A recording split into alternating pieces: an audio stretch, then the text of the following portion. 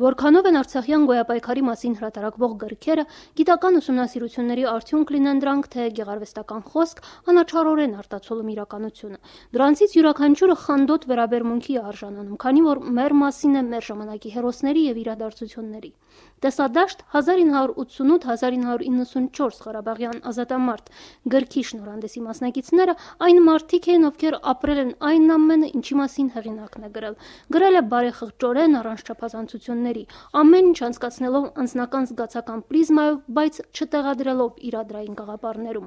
Զինվորի շարքային մարդու գրառումներ են,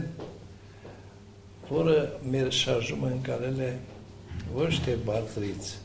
այլ լինելով իրադարձությունների մեջ այդ թոհուբոհում։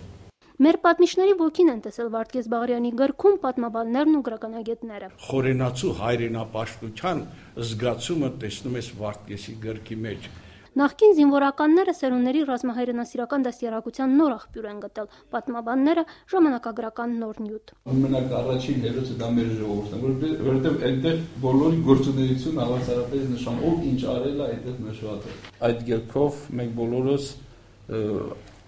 կարող ենք ապագա սերունդը դաստիարակել եւ ներկայացնել ինչպես որ կա այդ ժամանակահատվածը։ Բոլոր ելույթ ունեցողները մատնանշեցին իրադարձությունների վավերագրի պարտականությունները ստանձնած Վարդգես Բաղարյանի շարադրանքի ամիջականությունն ու ճշմարտացիությունը։ Այստեղ կան բաներ, որոնք արդեն կարծես թե ամեն ինչին տեղյակ ես, կարծես թե ամեն ինչին գուցե ականատես ես, բայց հանկարծ իրողություններ, որոնց ասենք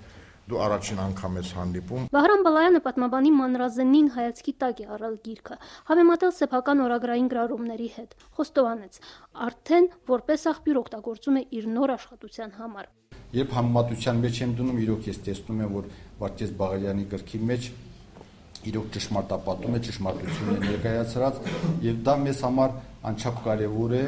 Եթե պատմաբանները աղբյուրագիտական նյութ են գտել, ապա քաղաքագետները կարծում են, որ տեսադաշտ 1988-1994 Ղարաբաղյան ազատամարտ գիրքը պետք է օտարալեզու ընթերցողին ներկայացվի։ Օտարներին մեր խնդիրն ավելի ընկալելի են դարձնում ոչ միայն իրավագետներին հասցեագրված ուսումնասիրություններն ու հրատարակությունները, այլև ժողովրդի մասին պատմող գրքերը։ Կոնֆլիկտոլոգներին, էթնոսոցիոլոգներին հետաքրքրում է այն մթնոլորտը, որտեղ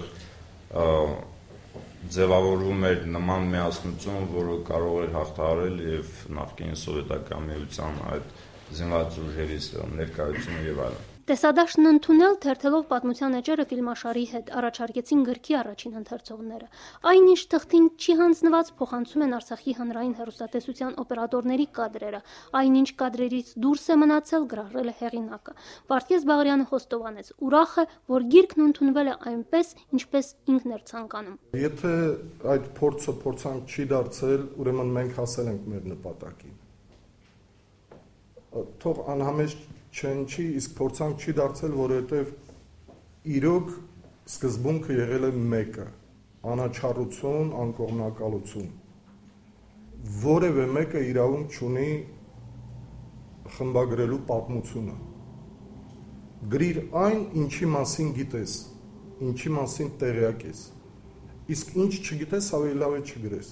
Հեղինակը լրացրեց, որ գիրքը նաև լույս է տեսնելու թարգմանաբար։ Հայերենով տեսադաշտ 1988-1994 Ղարաբաղյան ազատամարտ գիրքն ունի ընդամենը 250 օրինակ։ Համոզված կարող ենք ասել, որ յուրաքանչյուրը միշտ գտնվելու է ընթերցողի տեսադաշտում։ Լուսինե Ավանեսյան, Բենի Ղարախանյան, օր։